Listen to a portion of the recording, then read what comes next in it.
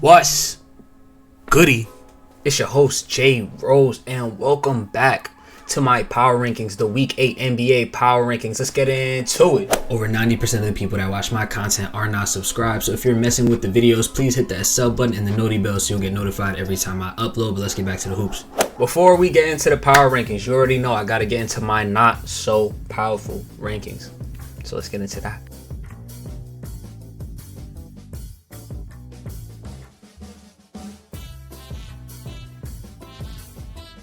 We got the Mavericks. Belt to ass, belt to ass, belt to ass. Lou Dort had Luka in jail, which is a little funny because if you really watch it, like, goddamn, stop fouling him, bro. But no call, no foul.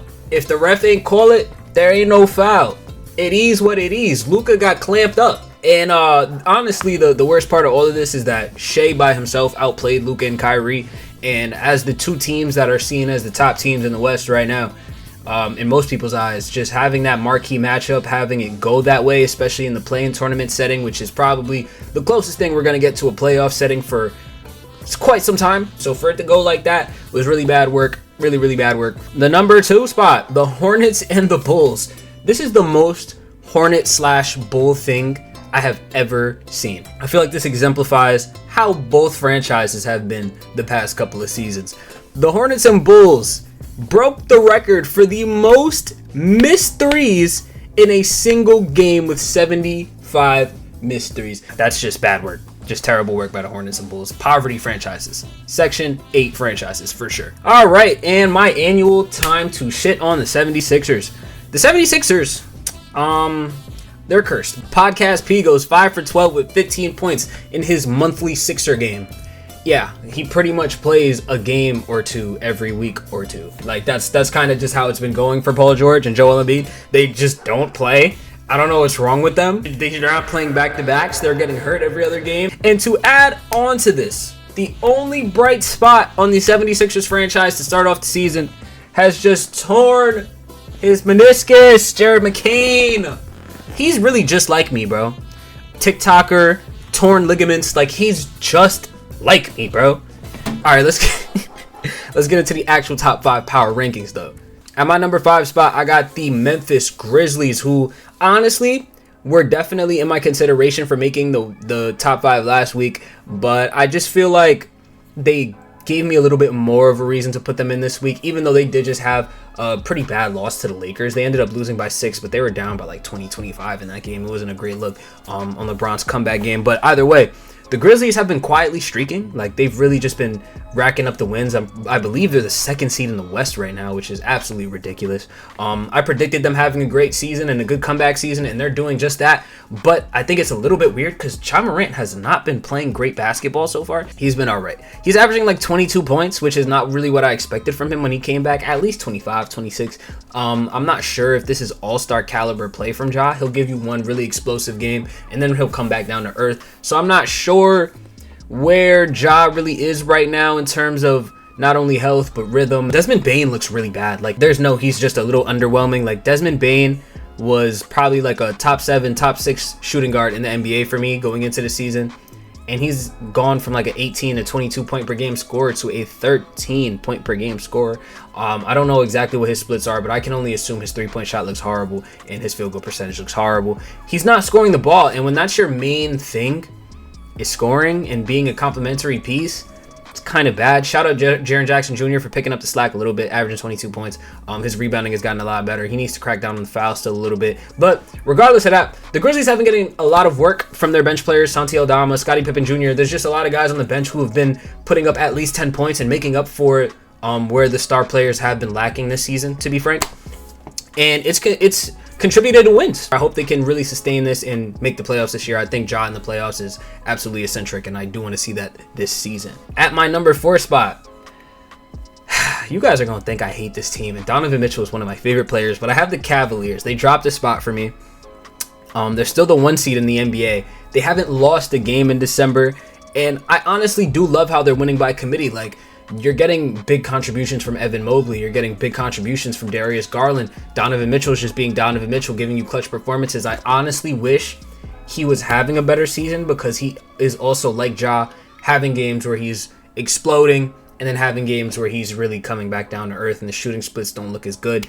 But if you look at like a performance like when they played the Celtics last and he really closed that game out for them, that's the Donovan Mitchell that I really want to see. I feel like if he could do that on a night to night, he would be in MVP conversations right now for sure. And you're probably asking, how the hell did they drop from 3 to 4 in a week if they haven't lost any games? And I just feel like they haven't won any big games. You know what I'm saying? Like, they've been taking care of business. I give them their credit for that for sure. Maybe they should be a little higher considering they are the top seed in the NBA, but I just don't see them beating some of these teams. Like, I'm just looking how the season is going, and obviously you got to take the numbers into it. You got to take the wins into it, but the eye test also matters. And just looking at the eye test, I'm not sure if the Cavaliers beat some of these teams that I have ahead of them. Next up, we got the Dallas Mavericks.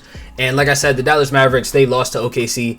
It was a really, really bad game, but I can't be too mad at that because that was their first loss after a 7-game win streak. They're 8-2 in their last 10. We've had different players missing time with Najee Marshall's missed time, PJ Washington's missed time, Luka Doncic has missed time, Kyrie missed a couple of games, Derek Lively missed a couple of games, Klay Thompson missed a couple of games, Quentin Grimes missed a couple of games. Like, we haven't had a consistent rotation the entire season. That OKC loss really was a bad loss in my opinion, but to be honest, to a team that really is of that caliber, and they were just on one that night as well. So I just feel like it's not too big of a hit on their record. I feel like if we play it again, it'll definitely go differently. And also, they bounced back crazy. That game against the Warriors was absolutely insane. Luka Doncic just dropped like, what, 45, 13, and 12? Like, that's an insane game. Klay Thompson just had a 29-point game, went crazy with the shooting. Kyrie has been super efficient. I think Kyrie's shooting like 57% from 3. Crazy work. Crazy work. Kyrie is being a demon right now in terms of leading this team and being super efficient. Luka's coming back into his game shape. It just looks really, really good, and I'm excited for the rest of the season. The Thunder. Man, Shea is having a real MVP campaign. He's averaging 35 and 6. I do believe that there are players averaging better numbers, but just the fact that the Thunder are winning so many games and they look so great, not only on offense, but on defense as well, it's just only going to help his case. I think Shea is also a fan favorite right now. So he honestly has a great shot of winning MVP this season.